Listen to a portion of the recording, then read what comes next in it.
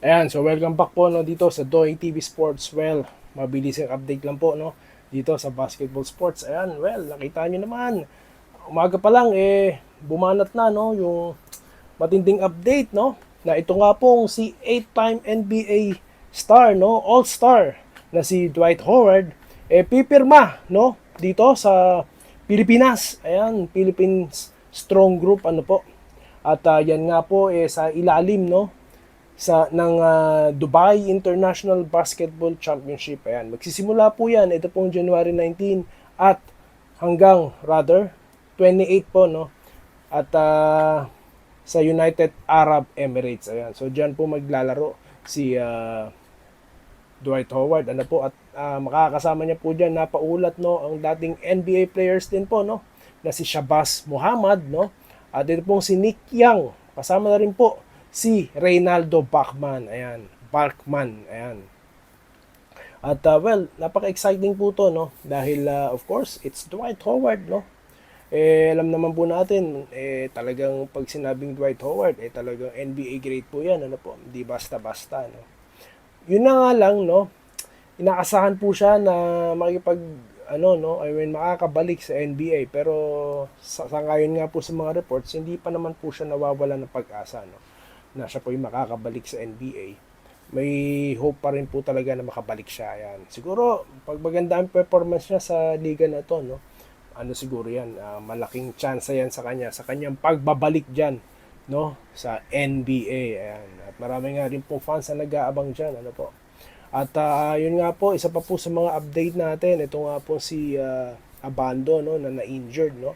Sa kanilang unang laban versus dito po sa Kupunan ni Alex Cabagnot at matindi nga po niyan na-injury siya at natalo pa no and at the same time dahil nga yun nga po kinatatakutan kay Abando yung talagang sobrang effort niya po yung pagpapakita niya po talaga ng ng taas ng talon yung gilas niya po no ginagamit niya po yan para dumunk of course no at para mag-shot block, no? So, both defense and offense, ginagamit niyo po yung high leaping ability niya.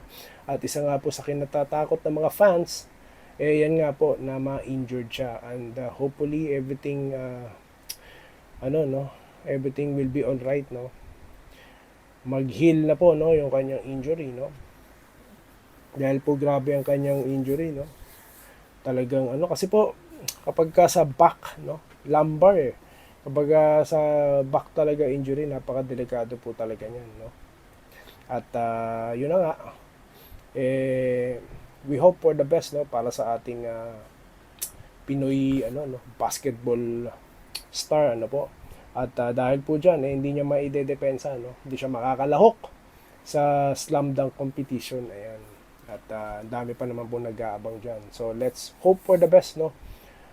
Fast recovery para po sa ating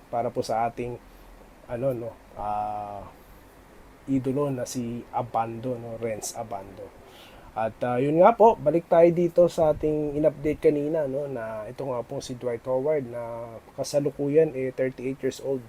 Nag-try out pa nga po ito sa Golden State Warriors. Well, ang akala nga po ng marami, mismo ako din, kala ko i-hire na siya kasi nga may pa naman yung will niya sa paglalaro na doon pa naman and at the same time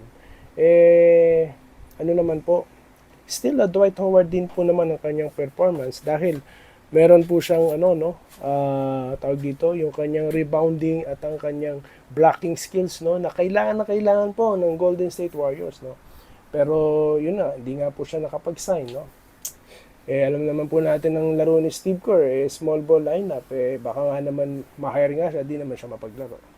Diba? Iba rin po no. So yan po ang ating naging update ngayon. Mabilisan lang po at abangan po natin yan po.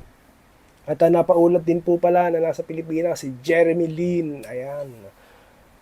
May exhibition game po ata ang magaganap diyan. So yun lamang po ang ating naging update ngayon at maraming salamat po no sa inyong panonood. Dito lamang po sa Doy TV Sports at muli maraming salamat po sa inyong lahat.